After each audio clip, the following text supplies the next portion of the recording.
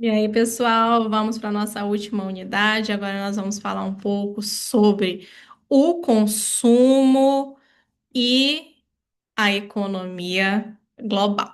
Então, ao longo das últimas unidades que nós trabalhamos, né, a produção, a circulação dos bens, agora a gente vem repartição de riquezas também, que nós trabalhamos na nossa última aula presencial. Então, nós falaremos agora sobre o consumo.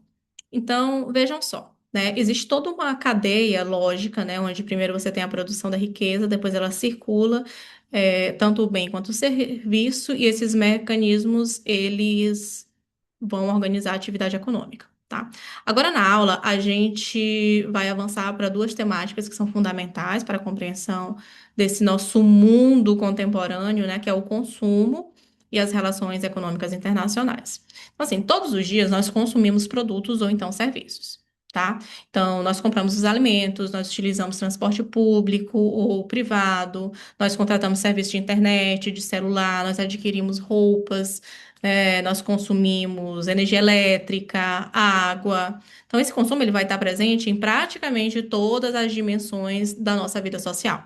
No entanto, o consumo ele não pode ser analisado isoladamente. Tá? Ele vai estar diretamente relacionado à renda, aos preços, à inflação, às políticas econômicas dos governos e às pressões de integração econômica e global, tá? Então, além disso, nós vivemos em um mundo que ele é cada vez mais interdependente. Isso significa que, né, um produto que ele é consumido no Brasil, ele pode ser ou ter sido produzido nos Estados Unidos ou na China, né? Ou então ter sido montado no México. Ou seja, a gente tem hoje uma fragmentação dessa produção, tá? Então, por isso, a gente precisa compreender o consumo também como algo que compreende a economia mundial e os processos de globalização, né? Que eles vão marcar aí o nosso século XXI. Professora, o que que significa consumo? O que que é o consumo dentro da economia? Então, na linguagem econômica, o consumo ele corresponde à utilização de bens e serviços para satisfazer as necessidades humanas. Então, o consumo ele representa a etapa final do ciclo econômico. É quando a produção ela cria os bens e os serviços, né? O consumo ele vai o quê? Utilizar a sua finalidade social. Ele vai ser quem vai usar de fato aquilo que foi produzido, né? Seja como produto ou então como um serviço. Então, nós podemos afirmar que grande parte da atividade econômica ela existe porque existem os consumidores, né? Que são os demandantes desses produtos. Tá? Então, existem algumas diferenças de consumo. Nós temos o consumidor individual. Quem são os consumidores individuais? São as pessoas ou então são as famílias. Exemplos, professora, que tipo de produto é de consumo individual? Alimentação, moradia, transporte, roupa, sapatos, né, medicação. E nós temos também os produtos de consumo coletivo, então, que eles são realizados pela sociedade por meio do Estado. Exemplo, segurança pública, iluminação pública, saneamento básico, educação, o serviço de saúde oferecido pelo SUS, né? Então, o consumo ele não depende apenas da vontade dos indivíduos.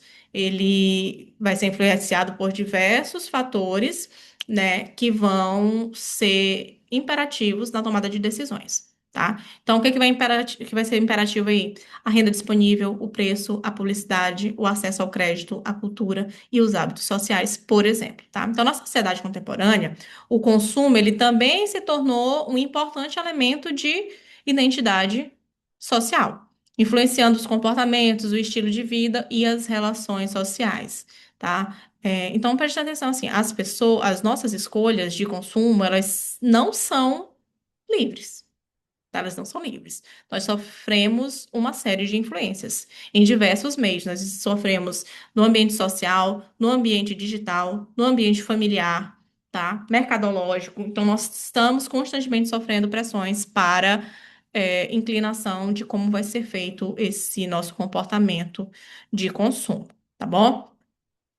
Então, o consumo dentro da economia, ele vai ser a etapa final do ciclo, tá? O consumo ele vai responder pela utilização dos bens e dos serviços que foram produzidos ali, né, durante todo esse processo. Então, a produção ela cria riqueza, o consumo ele reabiliza, né? Ou seja, ele faz acontecer a sua finalidade, que é a função social, e a função de utilização daquilo, tá? Então, ele é o motor da demanda, a atividade econômica ela é movida pelos consumidores, tá? Aqueles que vão pedir, que vão querer, que vão desejar, que vão adquirir os produtos. Ele não é apenas uma escolha individual, como eu disse, ela é uma escolha de caráter identitário, social, de classe econômica, tudo isso vai influenciar no modo em que vai acontecer o consumo, tá? Então, existem alguns fatores que eles vão influenciar esse consumo.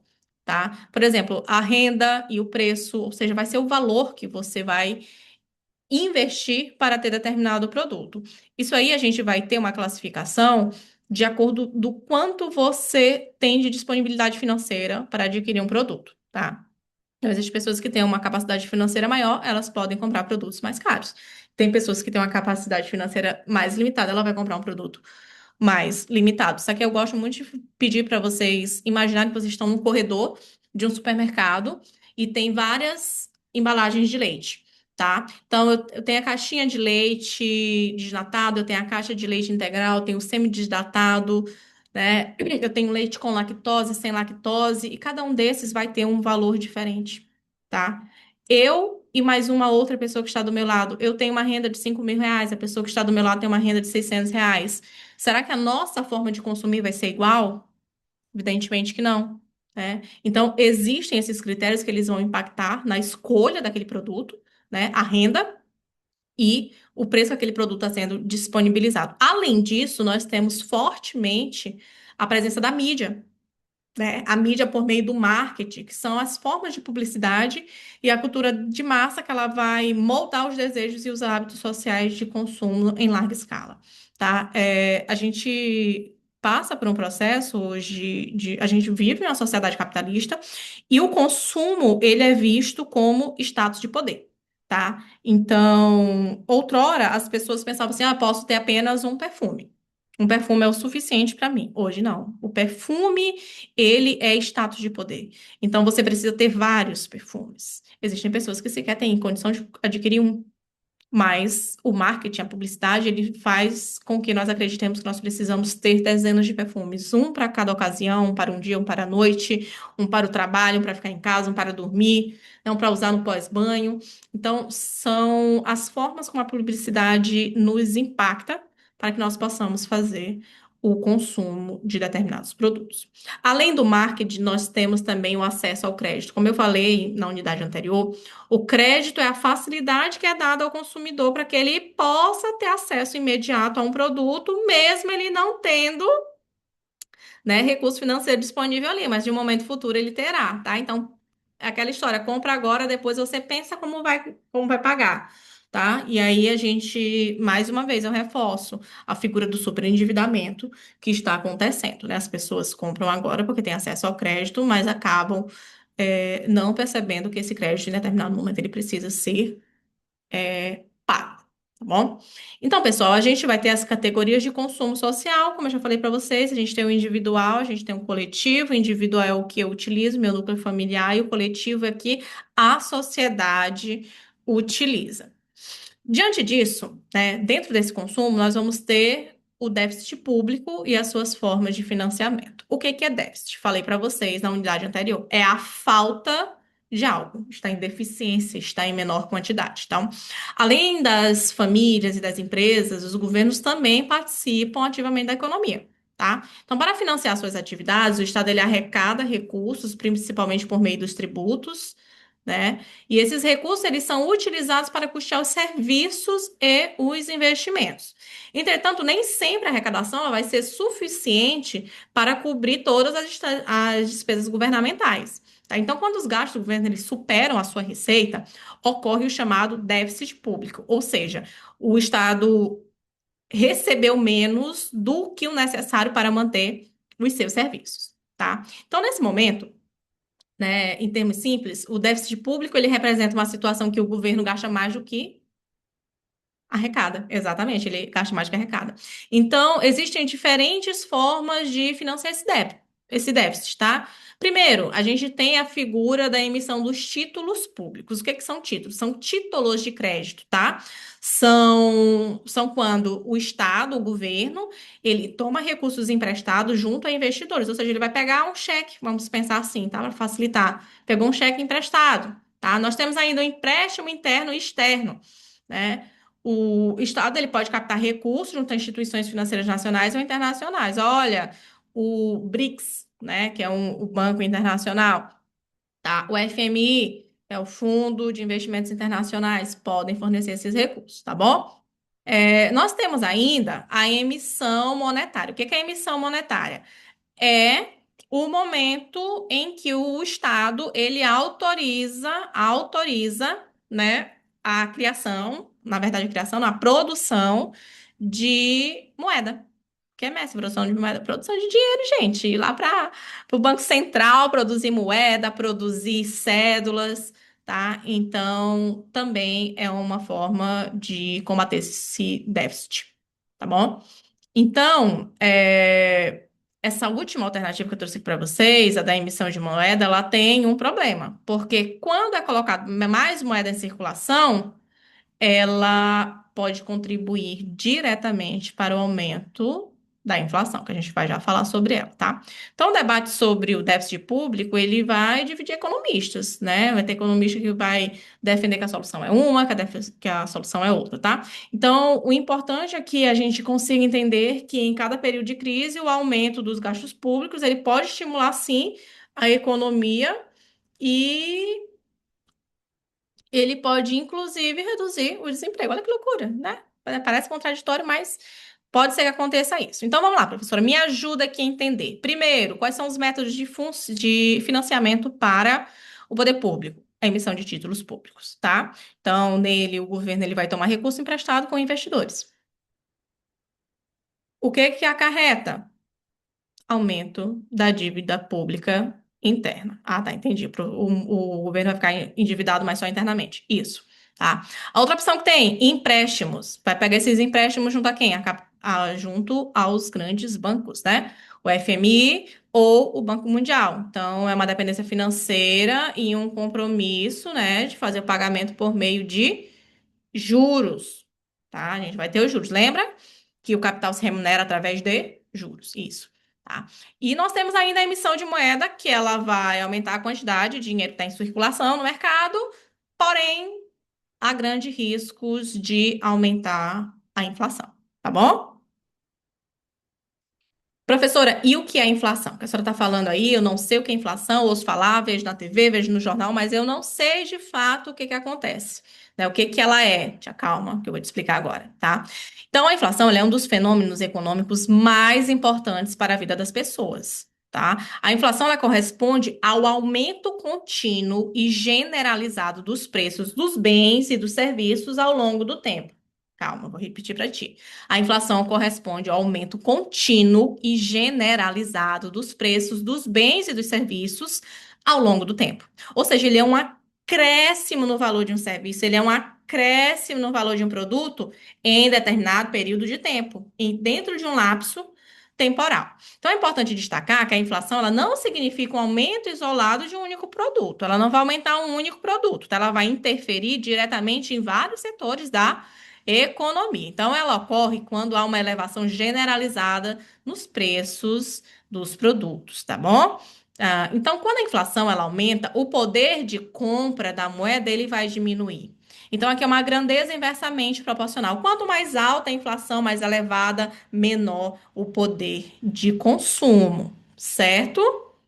Então, professora, me explica aqui uma coisa. Isso significa o quê? Quer dizer que a mesma quantidade de dinheiro, quando a gente está com a inflação elevada, ela não vai ser suficiente para comprar o que você comprava outrora. Não entendi. Olha, R$ 1.000 eu comprava 1.000 produtos. Hoje, com R$ 1.000, eu não consigo comprar 1.000 produtos. Eu consigo comprar apenas 500. Que é isso? Significa dizer que a inflação, ela se elevou, o meu poder aquisitivo diminuiu. Professora, mas se aconteceu só com um produto, só teve um que aconteceu isso, foi a inflação? Não, tá? Porque a inflação, ela impacta, de modo geral, a economia e não um produto ou um setor isolado, certo? Então, repetindo, a inflação é o aumento contínuo generalizado dos preços de bens e de serviços ao longo do tempo. E ela vai acarretar o quê? A perda do poder de compra. Quando a inflação sobe, o valor da moeda desce a mesma quantidade de dinheiro, não vai ser suficiente para comprar a mesma quantidade de produto. Ou seja, eu vou comprar menos produtos com mais dinheiro. Eita, não é bom não, tá vendo? Por isso que é necessário a gente ter um controle inflacionário, tá? Inflação de demanda. Vamos conversar aqui um pouquinho sobre ela, tá? A inflação de demanda, ela ocorre quando a procura por bens e serviços ela vai crescer mais rapidamente do que a capacidade produtiva da economia, tá? Em outras palavras, existem muitos compradores disputando poucos produtos, tá? Lei de oferta e demanda, tá? Então aqui a gente vai ter a chamada de inflação de demanda. Existe uma procura muito grande por produtos e a procura está sendo tão grande que ela é maior do que a capacidade de produção daquele bem. Certo? Nós temos ainda a inflação de custos, né? Ela vai surgir quando os custos da produção eles vão aumentar. Por exemplo, o aumento no preço dos combustíveis, o aumento no preço da energia elétrica, o aumento da matéria-prima, tá? Aqui é o aumento do custo, é o quanto se gasta para produzir um bem ou para prestar um serviço. Nós temos ainda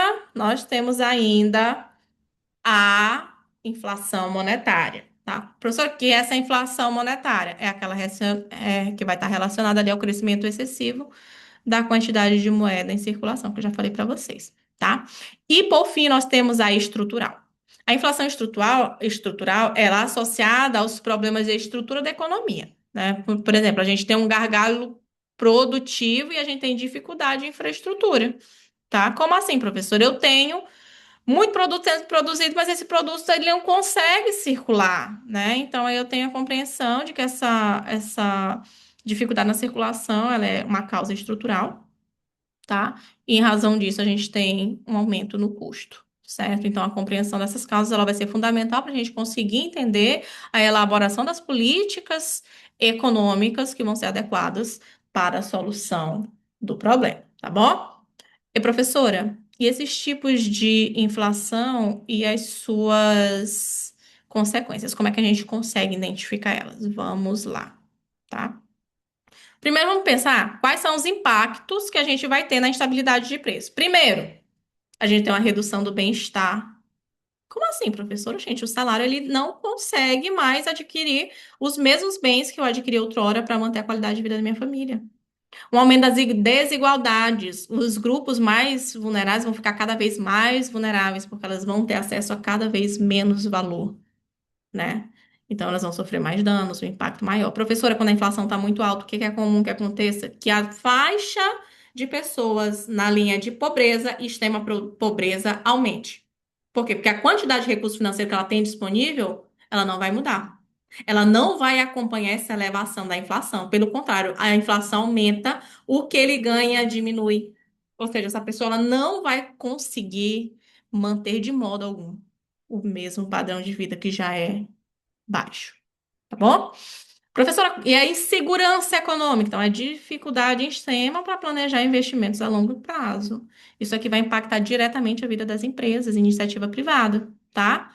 E o resultado é a fuga dos investidores. Se eu tenho uma economia que ela está instável, que ela está com a inflação muito elevada, eu vou ter mais pessoas ou menos pessoas investindo nesse mercado? Evidentemente, menos pessoas, tá? Então, ela vai afastar os capitais internacionais e vai reduzir o crescimento do PIB, do produto interno bruto daquele país, tá?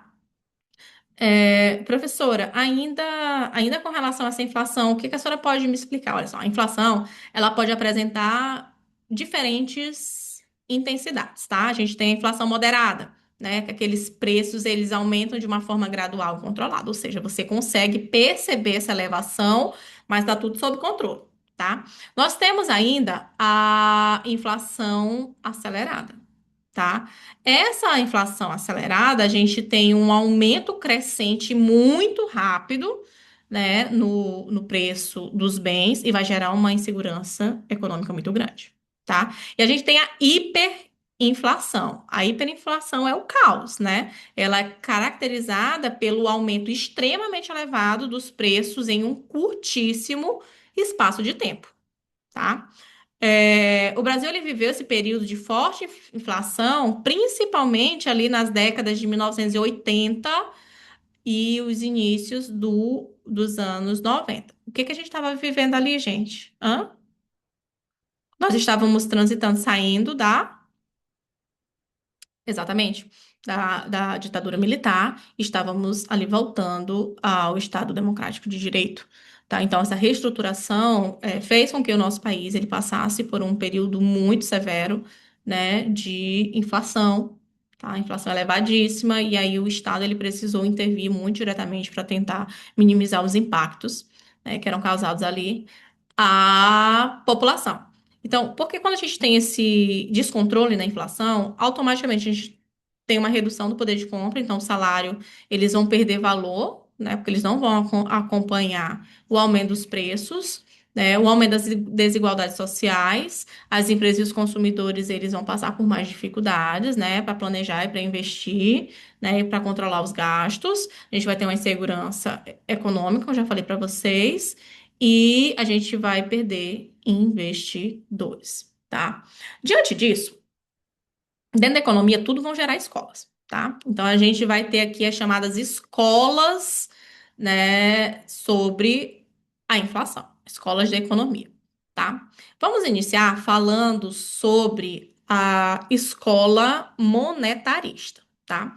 Essa escola, ela é defendida por Milton Friedman, né, que é um economista norte-americano. Ele diz o seguinte, né, que a inflação, ela é sempre um fenômeno monetário, e ele acontece pelo excesso de moeda, tá? Na concepção dele, essa é a justificativa para a inflação, o excesso de moeda, tá? Então, os monetaristas eles vão entender que a inflação ela vai decorrer principalmente desse excesso de moeda em circulação e essa perspectiva ela vai controlar a expansão monetária, que é essencial para estabilizar os preços, ou seja, retira do mercado uma quantidade de moeda. Tá? Então, nessa escola é defendido isso. Nós temos ainda a escola keynesiana, né? A escola keynesiana, ela adota a perspectiva de que a maior importância, né, é demandada pelo valor que é agregado, ou seja, os investimentos e as políticas públicas governamentais. Então, eles trazem como ênfase a demanda agregada e o papel do Estado para estimular os investimentos. Quem defende essa escola aqui, principalmente, é John Maynard Keynes. Então, por isso o nome escola keynesiana. Keynes, ele é o principal economista que defende essa escola. E por fim, nós temos a escola estruturalista, né? Ela tem uma forte presença aqui na América Latina, tá? Então, essa escola, ela defende que os fatores históricos e estruturais das economias periféricas, vão ter concentrações de produtividade, né? E vão ter uma dependência extrema, né? Isso vai resultar na limitação institucional. Então, é, são maneiras diferentes de ver essa abordagem, né, da inflação. Então, os estruturalistas, eles vão focar nos gargalos históricos e na dependência externa, né? Que ela é comum a todas as economias periféricas, ou seja, as economias menores. Nós não estamos falando aqui das grandes economias. E aí, diante disso, gente, a gente parte para a nova dinâmica de estrutura econômica, que nem é tão nova assim, né? A gente está falando aí da globalização. A globalização, ela, ela se inicia muito fortemente ali no final do século XX, onde o mundo ele passou por profundas transformações econômicas e essas transformações, elas fazem com que a gente tenha ali uma dinâmica muito acentuada entre as transformações econômicas, tecnológicas e culturais, tá? Então, esse processo ele ficou conhecido como globalização. A globalização ela vai se caracterizar pelas crescentes integrações entre países, empresas e mercados e pessoas assim, ao entorno do mundo. Tá? E esses avanços nos transportes, nas tecnologias de comunicação, elas vão reduzir a distância e vão ampliar as conexões internacionais.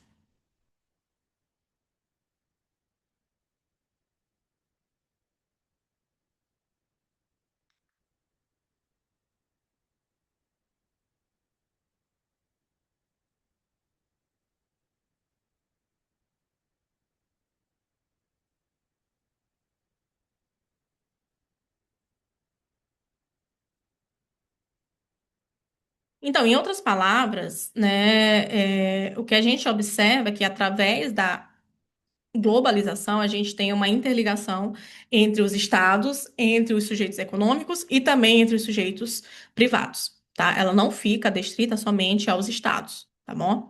Então, esses avanços aí tecnológicos, eles vão ser a principal causa da aproximação entre as nações. Então, a gente tem aí, como resultado, a expansão do comércio internacional, a circulação de capitais, a integração de mercados financeiros, a difusão tecnológica, o crescimento de empresas transnacionais, né, aquelas que estão presentes em mais de um país, tá?